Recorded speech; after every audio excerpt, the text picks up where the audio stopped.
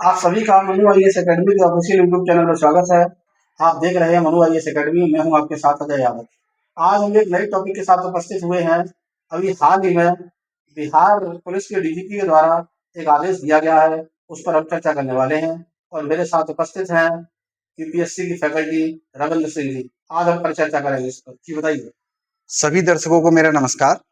और आज मैं अपने सबसे प्रिय गुरु और मेरे सीनियर इनके साथ हूं और अपने कुछ मन के डाउट इनके पास लेकर आया हूं। उम्मीद करता हूं कि इनसे मुझे सभी संतोषजनक जवाब मिलेंगे। सर, मेरा आपसे सर्वप्रथम सवाल यह है, अभी जो बिहार सरकार के डीजीपी हैं, उन्होंने एक आदेश पारित किया है कि सभी पुलिस वालों के लिए किसी भी प्रकार का रिलीजियस मार्क्स पूर्णतः प्रतिबंधित किया गया है उनके द्वारा। तो सर, मैं आपसे ये जानना चाहता हूँ, रिलीजियस मार्क्स क्या है और हम इसको किस प्रकार से देख सकते हैं? देखिएगा, रिलीजियस मार्क की जो बात है, जैसे हम तिलक लगाते हैं माथे पर, हम हाथ में कलेवा बांधते हैं, कलम। ठीक सर। हाँ ठीक है, बात ही नहीं बात है। ठीक सर, मानते हैं। और बहुत सारे रिलीज मार्क्स होते हैं, जैसे तिलक बड़ा करके लगाते हैं हम, बिल्कुल। तो उन पर इन्होंने प्रतिबंध लगाया है।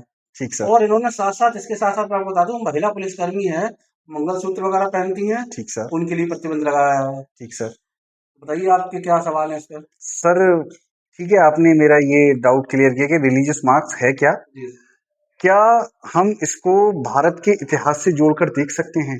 क्या औपनिवेशिक शासन से इसकी तुलना कर सकते हैं? ऐसा हुआ, औपनिवेशिक शासन की अगर हम बात करें, ब्रिटिश रूल के दौरान, जो आप लोगों ने सुना होंगे William Bentinck. Lord William Bentinck sir. Lord William Bentinck, कोई बात नहीं। हाँ। Lord William Bentinck Madras presidency के गवर्नर हुआ करते थे। Exactly sir. ठीक है। बाद में बने हैं वो भारत के गवर्नर जनरल, आपको पता है, बिल्कुल। 1837 की चार्टर एक्ट के अंतर्गत। ठीक सर। जब वो मद्रास प्रेसिडेंसी गवर्नर हुआ करते थे, तो उन्होंने एक आदेश जारी किया था कि हिंदू सैनिक माथे पर तिलक नहीं लगाएंगे ठीक और सर। कानों में बालियां नहीं पहनेंगे। कानों में बालियां नहीं ठीक पहनेंगे। है। ठीक उसके सर। लिए आप लोगों को पता होना चाहिए, बेल्लौर विद्रोह हुआ था। बेल्लौर विद्रोह। लेकिन अंग्रेजों का जो उद्देश्य था वो दमन था। बिल्कुल और सर। बिल्कुल दमन था।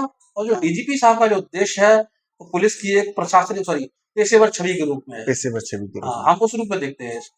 तो सर, ये मैं आपसे ये जानना चाहूंगा सर, बेल्लौर विद्रोह जो है जी। किस वर्ष गठित हुआ और किस वर्ष ये इसने क्या क्या स्वरूप अपना धारण किया?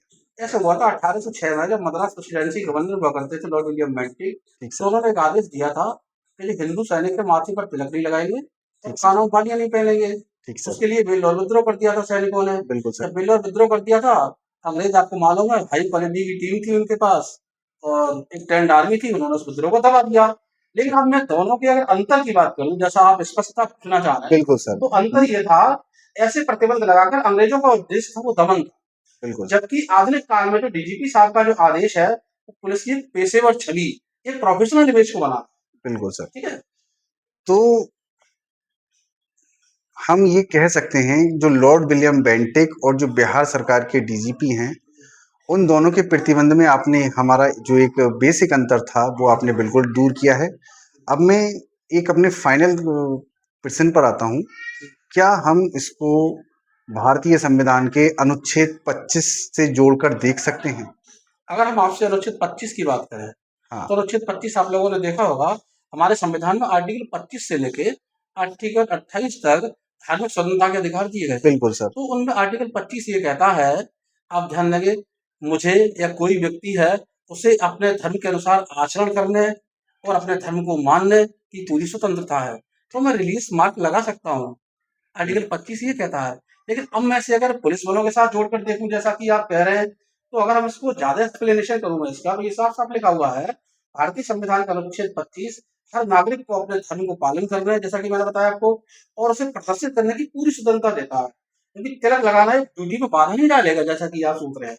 भारत जैसे विविधतापूर्ण देश में तिलक केवल धार्मिक ही नहीं, बल्कि एक सांस्कृतिक पहचान का एक प्रतीक है। ठीक सर।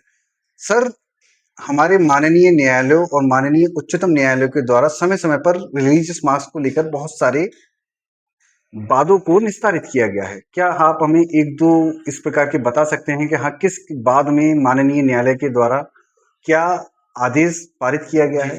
दाढ़ी और वर्दी पर इलाहाबाद हाईकोर्ट का फैसला आया था माननीय उच्च न्यायालय का 2021 में। ठीक वो सर। केस था मोहम्मद फरमान बनाम उत्तर प्रदेश राज्य। ठीक सर। उसमें यह आया था, माननीय उच्च न्यायालय ने ये कहा था कि दाढ़ी रखना एक अनुशासित वर्ग के सदस्य के लिए बिल्कुल संवैधानिक अधिकार नहीं है। नहीं ठीक है? ठीक लेकिन सर अगर हम रिलीजियसवाद की बात करें, आप सिखों की जैसे बात करने लगे हमसे, तो सिख के बारे में आप लोगों को पता है आर्टिकल 25 साफ-साफ उन्हें आज़ादी देता है कृपाण धारण करने की। ठीक लेकिन सर वन में और कोई जाति या किसी धर्म का व्यक्ति कृपाण धारण नहीं नहीं कर सकता। अब मैं आपसे और एक और केस की बात कर रहा हूँ। आप लोगों ने सुना होगा सैमुअल कमल सेन मामला 2025 का। ये मामला ये था, माननीय सर्वोच्च न्यायालय ने हाल ही में एक ईसाई सैन्य अधिकारी थे, उनकी बर्खास्तगी को सही ठहराया था। उसमें उन्होंने धार्मिक आधार पर रेजिमेंट की जो पूजा होती है उसमें जाने से इनकार कर दिया था। ऐसे डिसीजन ऑनरेबल सुप्रीम कोर्ट के द्वारा आए थे। ठीक सर लेकिन मैं कंक्लूजन आपसे यही कहना चाहता हूँ, एक ओर जहाँ धार्मिक स्वतंत्रता मौलिक अधिकार है, वहीं दूसरी ओर सार्वजनिक संस्थानों की विश्वसनीयता बनाए रखने के लिए नियमों का पालन आवश्यक है। अंत में आपसे यही कहना चाहूंगा, समाधान केवल प्रतिबंध में नहीं, बल्कि संवेदनशीलता और अनुशासन के बीच ऐसा संतुलन बनाने में है, जिसमें बल्कि धर्मनिरपेक्षता की छवि खराब ना हो और जवानों का मनोबल भी ना ठीक सर आपने सर मुझे अपने पॉडकास्ट में इनवाइट किया आपके मैं सादर धन्यवाद करता हूँ और अगले दिन एक अच्छे इसी प्रकार के इंटरेस्टिंग टॉपिक के साथ मैं आपके पास फिर से आऊँगा जिस प्रकार से आज आपने मेरा सारे डाउट क्लियर किए हैं उसी प्रकार से उम्मीद करता हूँ कि आप आने वाले दिनों में हो। भी मेरा सारे के सारे डाउट क्लियर करें thank you sir thank you